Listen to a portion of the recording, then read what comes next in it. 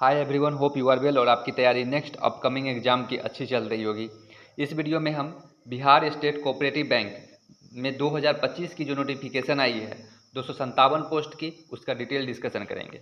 इसकी नोटिफिकेशन 20/6/2025 को रिलीज की गई और इसकी जो ऑनलाइन रजिस्ट्रेशन स्टार्ट हो रही है वो 21/6/2025 से लेकर के 10/7/2025 तक है।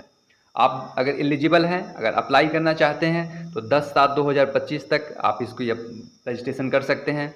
वहीं अगर इसकी ऑनलाइन पेमेंट की बात करें तो ऑनलाइन पेमेंट इसकी 21/6/2025 से लेकर के 10/7/2025 तक है। इसके बीच में आप अपनी पेमेंट करके रजिस्ट्रेशन सक्सेसफुली कर सकते हैं। अब इम्पॉर्टेंट है कि इसकी ऑनलाइन एग्जामिनेशन कब होगी। तो देखिए, अभी तक जो भी बैंकिंग एग्जामिनेशन का सिनेरियो देखा गया है, जो भी रजिस्ट्रेशन करवाते हैं वो 1 महीने के बाद कभी भी एग्जामिनेशन कंडक्ट कर देते हैं।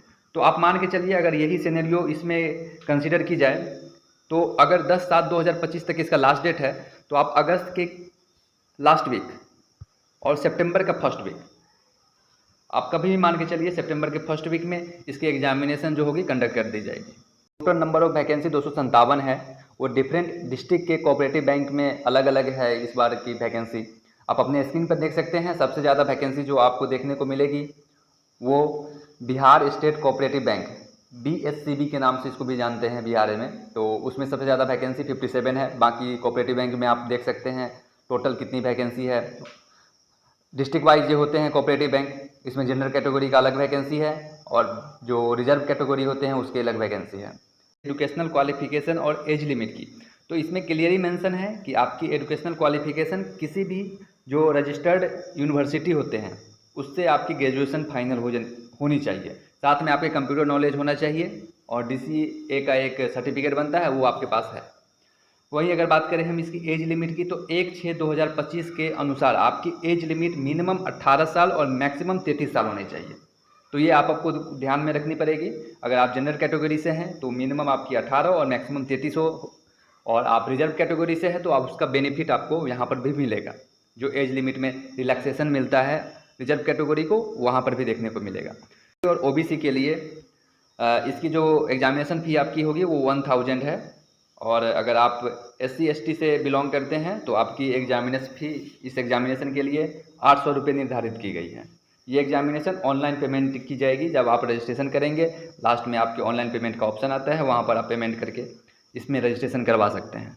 इसके एग्जामिनेशन पैटर्न क्या है, इसकी एग्जामिनेशन की तैयारी कैसे करें, किस लेवल का क्वेश्चन पूछा जाएगा, तो देखिए आपको नोटिफिकेशन में क्लियरली देखने को मिला है कि इसकी एग्जामिनेशन 2 स्टेज में कंप्लीट की जाएगी, प्री और मेंस। प्री एग्जामिनेशन जो नॉर्मल बैंकिंग एग्जामिनेशन, अगर IBPS कलर की तैयारी करते हैं, PO की तैयारी करते हैं तो सेम टू सेम आपको देखने को मिलेंगे पैटर्न, जिसमें कि आपको इंग्लिश, रीजनिंग और क्वांट से क्वेश्चन देखने को मिलेंगे प्री एग्जामिनेशन में। वो 100 मार्क्स के 100 क्वेश्चन देखने को मिलेंगे। यहाँ पर सेक्शनल टाइमिंग आपको दिया गया है कि अगर आप इंग्लिश लैंग्वेज की बात करें तो 30 क्वेश्चन 30 मार्क्स, टोटल जो टाइम आपको दिया गया है वो 20 मिनट का दिया गया है। वही रीजनिंग में 35 क्वेश्चन 35 मार्क्स 20 मिनट का समय, क्वांट में 35 क्वेश्चन 35 मार्क्स 20 मिनट का समय दिया गया है। यहाँ जो टाइम दिया गया है आपको वो इक्वल टाइम दिया गया है 60 मिनट का। 100 क्वेश्चन के लिए 100 मार्क्स है यहाँ पर प्री में। तो काफ़ी ये सेम टू सेम पैटर्न उसी तरीके का है जो आप बैंकिंग लेवल की तैयारी करते हैं, सेम पैटर्न आपको यहाँ पर देखने को मिलेगा। वहीं अगर हम इसके मेंस एग्जामिनेशन की बात करें तो मेंस एग्जामिनेशन में आपको 5 सेक्शन से क्वेश्चन पूछे जाएंगे। जो आप RRB की तैयारी अगर करते हैं तो RRB का जो मेंस एग्जामिनेशन पैटर्न होता है सेम टू सेम आपको यहाँ पर देखने को मिलेगा मेंस एग्जामिनेशन का पैटर्न। रीजनिंग की बात करें तो 40 क्वेश्चन 40 मार्क्स, इसमें जो टाइम दिया जाएगा वो 30 मिनट का आपको दिया जा रहा है। कंप्यूटर 40 क्वेश्चन 40 मार्क्स 20 मिनट का। General awareness 40 question 40 marks 20 minute का। हिंदी और इंग्लिश में से आप किसी एक सब्जेक्ट को अपना ऑप्ट कर सकते हैं, जैसे कि आप RRB क्लर्क और PO में भी करते हैं। 40 क्वेश्चन 40 मार्क्स 20 मिनट का समय। क्वांट 40 क्वेश्चन 40 मार्क्स 30 मिनट का समय।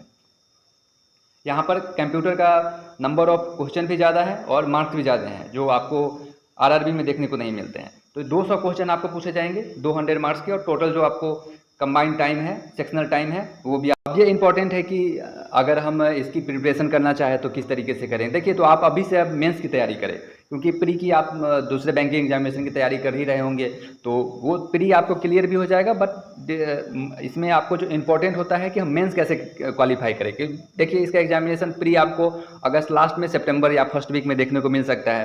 वही मेंस एग्जामिनेशन आप 1 महीना 20 दिन आगे मान लीजिए कि आपको सितंबर लास्ट में या अक्टूबर में फर्स्ट वीक में आपको देखने को मिल सकता है इसका मेंस एग्जामिनेशन।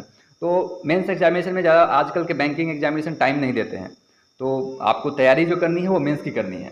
प्री ऑटोमेटिक निकल जाएगा आपकी, अगर लेवल क्वेश्चन की जो अटैम्प्ट है वो बढ़िया है, आपकी एक्यूरेसी सही है तो प्री निकल जाएगा। प्री में कोई ज़्यादा चैलेंज मिलते नहीं है अगर आप मेंस की तैयारी करते हैं तो शुरू से अभी से लग जाइए इसकी मेंस की तैयारी में। एग्जामिनेशन जो होगी वो पैटर्न जो आपको देखने को मिलेगा, जो लेवल देखने को मिलेगा वो आप मान के चलिए क्लर्क लेवल की देखने को मिलेगा यहाँ पे, क्योंकि ये एग्जामिनेशन भी जो है क्लर्क का ही है।